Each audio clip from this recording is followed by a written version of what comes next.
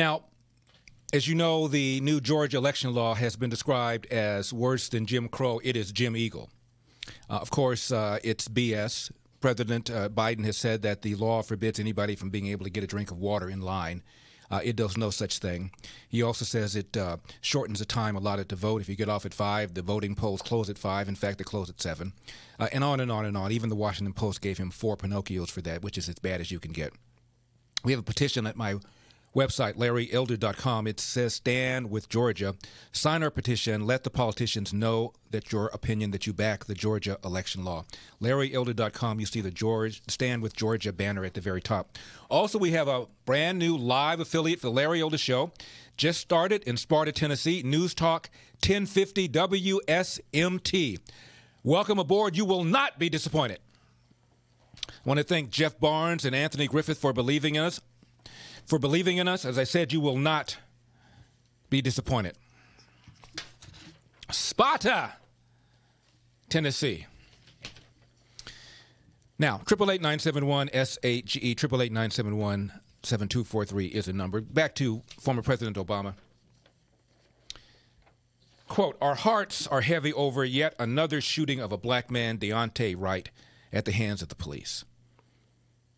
It's important to conduct a full and transparent investigation, but this is also a reminder of how badly we need to reimagine policing and public safety in this country. Let's take apart the former president's tweet, shall we?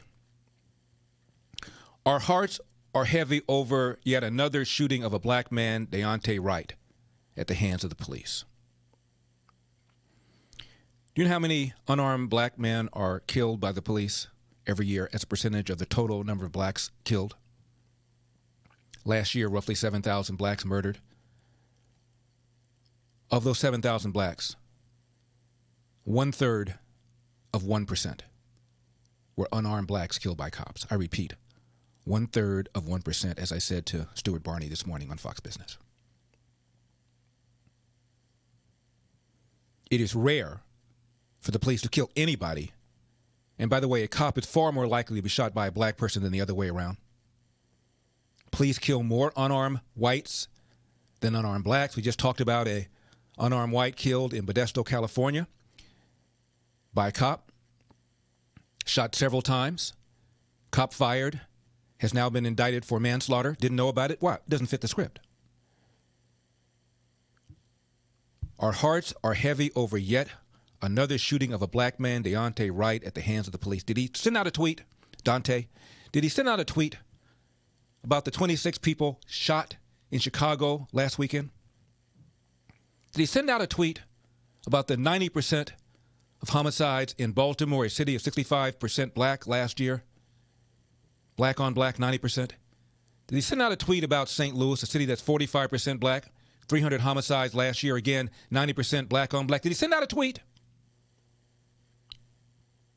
No, but you let a black guy get killed by the cops. Here comes Obama. Here comes CNN. Here comes MSNBC Hee-Haw. Second sentence. It's important to conduct a full and transparent investigation. But that has not stopped 2 days of riots. We got a phone call yesterday from someone from Brooklyn Center and said that some of the same buildings being trashed are some of the ones that were being trashed after the death of George Floyd, and those businesses had rebuilt themselves, now trashed again. There was no investigation before they started doing that. There was nothing. Now, I understand that Martin Luther King said riots are the language of the unheard. MLK died in the 60s. He said that in the 60s.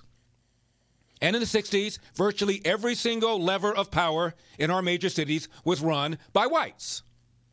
Thus, the feeling that whatever happens between the police and a black civilian is likely going to be minimized or swept under the rug. We could not trust there to be a full and transparent investigation, to use Obama's words in his tweet. But now,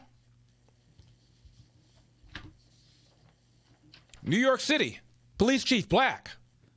Chicago, police chief black. Houston, black. Dallas, Hispanic. Philadelphia, black female. Phoenix, black female. San Jose, Hispanic. Indianapolis, black. Jacksonville, black female. San Francisco, black. Charlotte, North Carolina, black. Detroit, black. El Paso, Texas, black. Memphis, black. Seattle, Hispanic. Nashville, Tennessee, black. Baltimore, black. Portland, Oregon, black. Milwaukee, black. Brooklyn Center mayor, the one who fired the city manager, black. Holding in my baby brown libertarian fingers from the Department of Justice, Office of Justice Programs, Bureau of Justice Statistics, revised January 27, 2021, local police departments personnel. It says as of 2016, a little over 700,000 full-time sworn officers. Quote, about 1 in 4 local police officers and about 1 in 5 first-line supervisors were black or Hispanic.